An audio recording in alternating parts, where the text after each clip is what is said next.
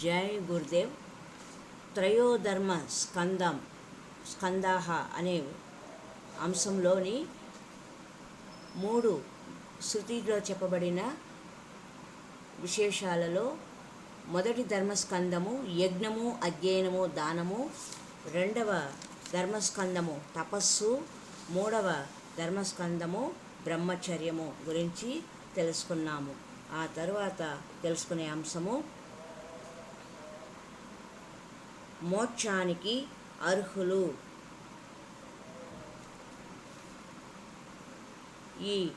ఎవరు ఈ 3 ధర్మాలను మొదటి ధర్మమైన యజ్ఞము, అధ్యయనము, దానము చేసే వారు, రెండవ వారైన వానప్రస్థ ఆశ్రమంలో ఉండేవారు, మూడవ ధర్మస్కందం అంటే బ్రహ్మచార్యాన్ని పాటించేవారు. వీరందరికీ మోక్షము లభిస్తుందా అని ఆలోచిస్తే వీరందరూ మోక్షానికి అర్హులు కారు. వీరు వారి కర్మలను, ఉపాసనలకు తగిన పుణ్యలోకాలను మాత్రమే పొందగలరు. పుణ్యఫలము పూర్తి కాగానే తిరిగి మర్త్యలోకానికి రప్పించబడతారు అని భగవద్గీతలో చెప్పబడిన విశేషం. మరి ఈ త్రయోధర్మ స్కందం 3 ధర్మాలను అనుసరించిన వారు కాకుండా మరి మోక్షము ఎవరికి దక్కుతుంది అన్న విషయానికి బ్రహ్మ సంస్థ, బ్రహ్మలో నిష్ట కలిగి ఉండేవారు, సన్యాసిగా భిక్ష చేస్తూ గడిపే పరివ్రాజకులు, వీరికి పుణ్యలోకములు లభించవు. అసలు వీరికి లోకంతోనే సంబంధం లేదు.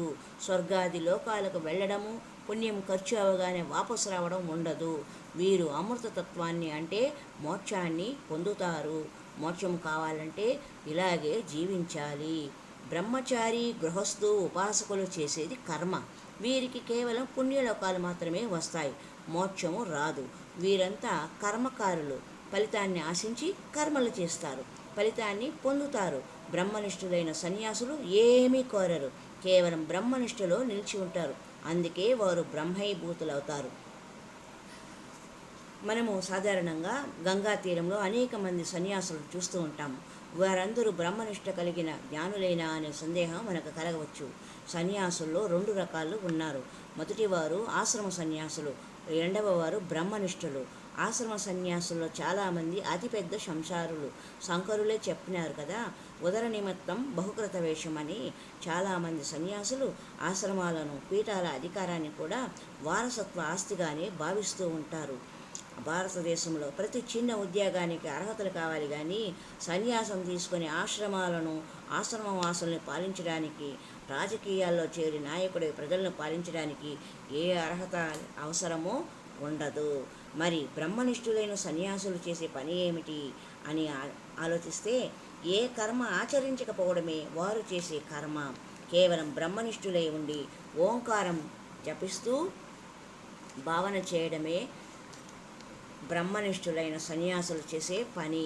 బ్రహ్మచారులు, గృహస్థులు, వానప్రస్థులు కూడా అనేక మంత్రాలను ఓంకారంతో కలుపుకొని జపం చేస్తారు. మరి సన్యాసులకే ఎందుకు మోక్షం వస్తుంది అంటే ఇతర మంత్రాలతో కలిపి ఉండే ఓం స్వతంత్రమైనది కాదు. అది ఆ మంత్రాలలోని ఒక అవయవం మాత్రమే. దాని ఫలితాలు దానికి ఉంటాయి.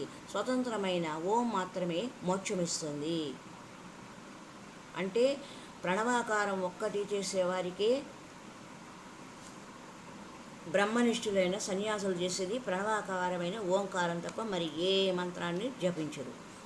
కర్మ సన్యాసులు, గృహస్థులైన వారు ఆయా దేవతల మూర్తుల నామాన్ని ఓంకారంతో జోడించి చదువుతారు. అందువలన వారు కోరుకున్న ఫలం మాత్రమే లభిస్తుంది అని చెప్పబడింది. మరి సూక్ష్మంలో మోక్షం అనే మాట తురీయాశ్రమాన్ని తెలియజేస్తుంది. జితేంద్రియుడైన సన్యాసి మాత్రమే ఈ తురీయ ఆశ్రమాన్ని పొందుతారు. శృత్వా సృష్ట్వా చ భుక్త్వా ఘ్రాత్వా శుభాశుభం నా హృష్యతి గ్లాయతి యహ సా విజ్ఞేయో జితేంద్రియ. స్తుతి నిందలను విని కానీ, అస్పృశ్యములను స్పృశించిన గాని, చూడరాని వాటిని చూసిన గాని, రుచి అరుచులను భుజించి గాని, సుగంధ దుర్గంధములను గ్రాణించి గాని ఎవడు హర్షం కానీ వికారం కానీ పొందడో వాడే జితేంద్రియుడు అని చెప్పబడింది. ఓంకార ప్రభవాదేవ ఓంకార ప్రభవాః శర్వాః ఓంకార ప్రభవం శర్వం త్రైలోక్యస్య చరాచరం. ఓంకారము నుండియే బ్రహ్మాది సమస్త దేవతలను స్వరములతో కూడిన వేదములు కలిగినవి. చరాచరాత్మకముకు మూడు లోకములు ఆ ఓంకారం నుండి పుట్టినవి. తైలాధార వివాచ్చిన్నం దీర్ఘఘంట నినాదవత్ బిందునాద కళాతీతం యస్తం వేదస వేదవిద్.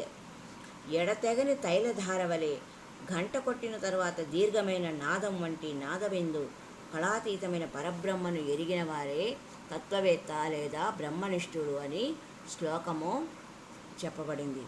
జీవులకు గల జడత్వమును తొలగించి వారిని చైతన్యవంతులుగా చేయుట, బ్రహ్మ విద్యను వృద్ధిపరచుట, సోదర భావమును, జీవకారుణ్యమును, విషయ విరక్తిని వృద్ధిపరచుట మొదలగునవి సన్యాసులు మహాత్ముల యొక్క విధులు అని ఈ త్రయోధర్మ స్కందాః అనే శృతిలోని విషయాలను తెలుసుకున్నాం. హరి ఓం తత్సత్.